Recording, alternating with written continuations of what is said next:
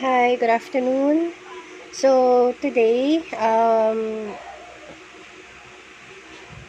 magsiset up po tayo ng TV box, which is the MXq Pro 5G 4K na TV box. So, sa ngayon, itong isa-set up natin is 8 gig, 1 GHz. So, kailangan po yung TV nyo meron siyang HDMI port. And then, HD graphics na rin po siya. Pag binuksan mo siya, ganito siya. Ganito ang kanyang umpisa. And then, if you want to set up the Wi-Fi, all you have to do is go to settings using the remote control. Settings. Here you go. And then, mag-a-appear tong menus na to. And then, click on the network. And then, look for the available Wi-Fi connection. So, in my case, in this case, connected na siya sa Wi-Fi. But, just in case that you wish to install or connect this to Wi-Fi, okay, I'm gonna try to forget the network first. Right? Okay.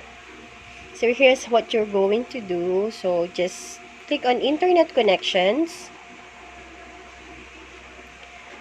Okay. Let's go back muna. Okay.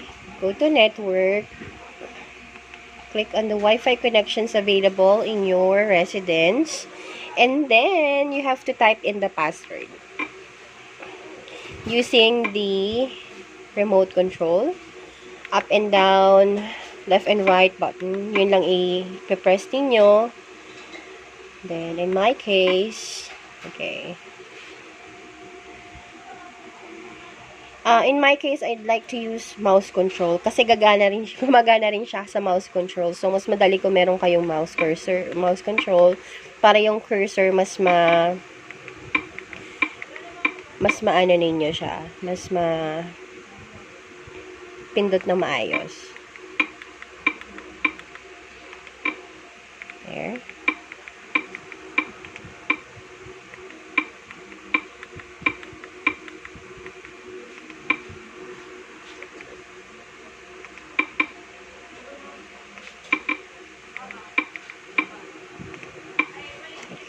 I'm gonna hide the password first.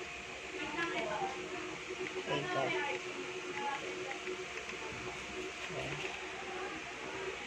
Okay.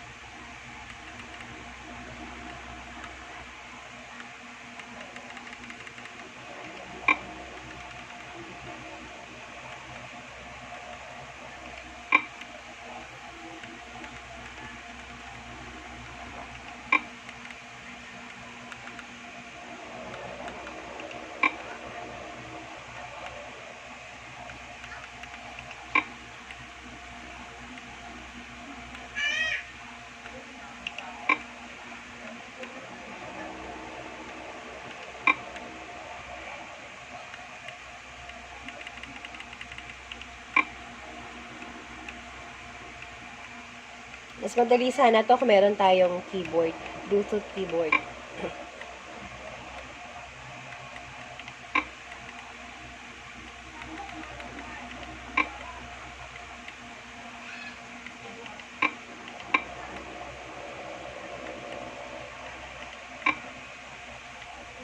Ang haba.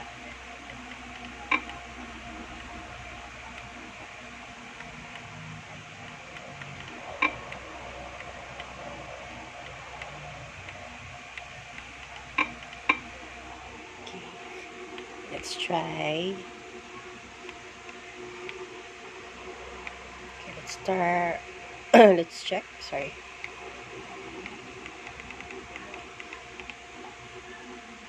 Okay.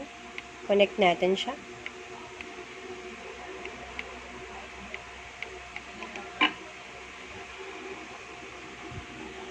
Super easy lang ang setup niya, guys. And then, napakalinaw niya. And I think it's also depends din sa kung gaano kabilis yung internet connection nyo or kung gaano ka ganda yung connection ng internet nyo. So, in my case, I already have installed the Netflix. And this one is a paid Netflix. Hindi namin recommended yung mga nabibili sa Raon na meron ng application na naka-installed, which is yung mga hack na application.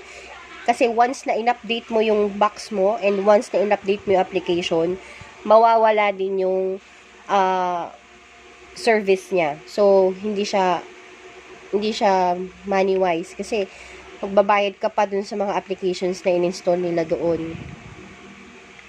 So, ito, Netflix. Okay, let's try to play this one.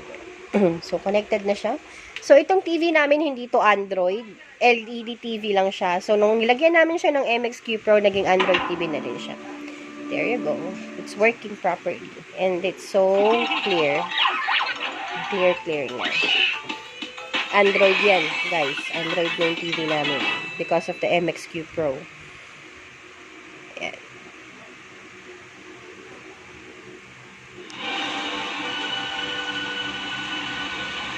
Diba? Wala siyang lag.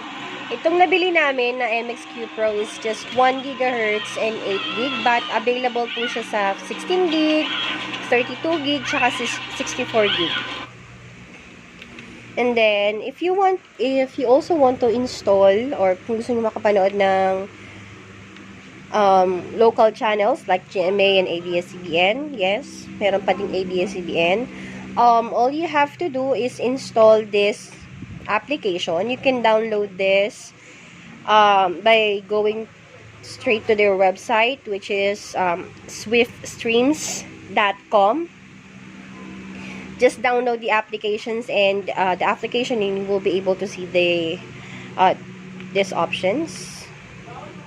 I tried to check the US TV, but I think the IP address is not, compatible since it's in the US. But let's try this. If we can view one of them. Services they have. There you go. May HBO siya, di ba? Like this one. Don't touch it.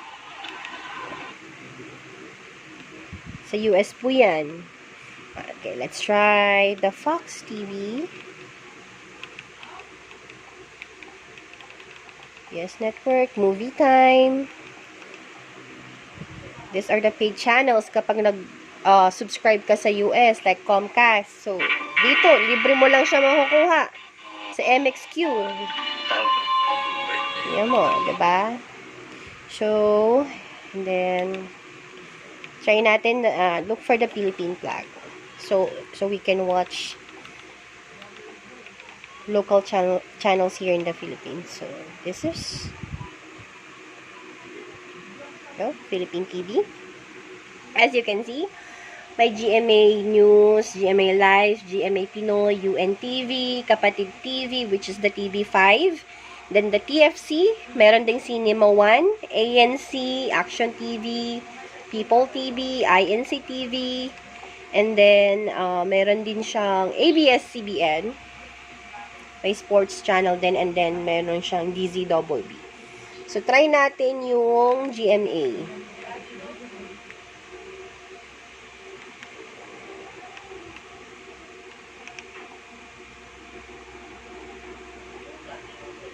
Oh, wait lang. Oh, may error siya.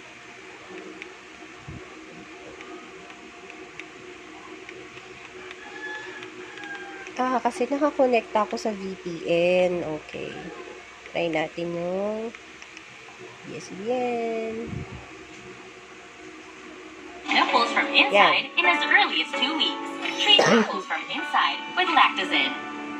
ABS-CBN po. Kapag maraming Wala siyang lag. Kapag Wala busy, siyang lag. you need Varex Hindi B siya Complex. naglalag, mga sis. Varex B Complex has the right So, amount of B vitamins you can already watch local channels and international channels. You can also add additional application doon sa TV box mo. Mas mataas yung gigahertz mo or mas mataas yung memory mo, mas malaki at mas marami kang malalagay na applications. Sa ating Kapamilya Channel. Please watch our show on So, kapag binili mo siya, pag binili mo itong MXq Pro, wala pa siyang installed na application like Swift Stream. So, I highly suggest, download muna kayo ng Swift Streams para magkaroon kayo ng local channels. And, YouTube, meron na ding YouTube dito.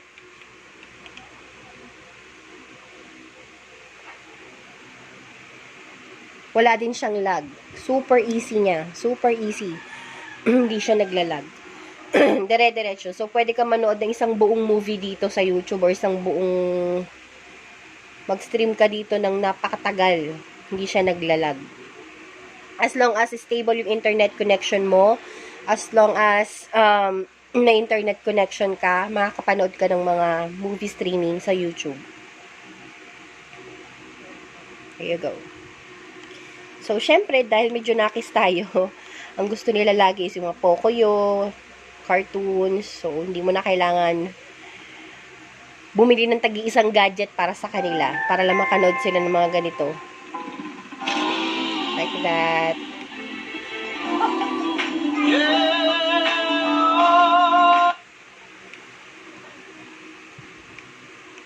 Skip ad natin. HD na rin siya.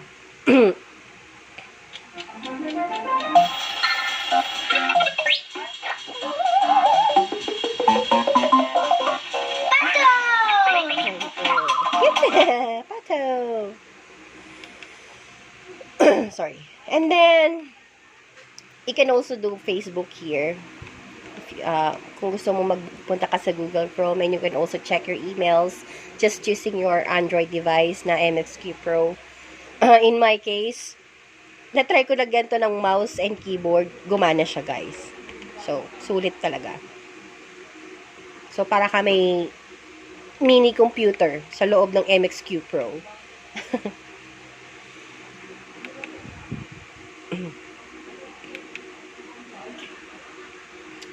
So, in my case, di ko na siya bubuksan.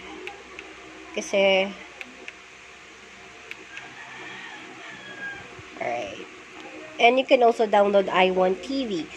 And if you want to download more application, you can go to Play Store and check for all the available applications that you can install or you wanted to install dun sa MXq Pro mo. So, if you want to install games, siguro pwede rin, but I don't suggest. Hindi ko siya i-recommend kasi mahirap maglaro dyan dahil wala siyang kasamang controller. So, kung meron kang keyboard or mouse controller, baka pwedeng gumana, but I don't suggest kasi hindi siya pang gaming. Alright, so that's it for today. If you want to know more about the MXq Pro or if you want to purchase the MXq Pro, just click the link below on the description box para makapag-purchase kayo and inquire more about the MXq Pro. Thank you!